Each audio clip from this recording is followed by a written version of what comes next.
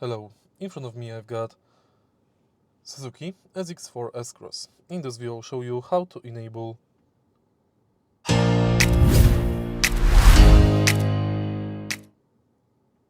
Valet Mode. To activate Valet Mode, let's go to Settings, Security Pin Settings, and enter it. Enter the security pin, confirm, enter it again, and it's done. To disable security pin, enter it again, confirm, enter the pin, and it's done.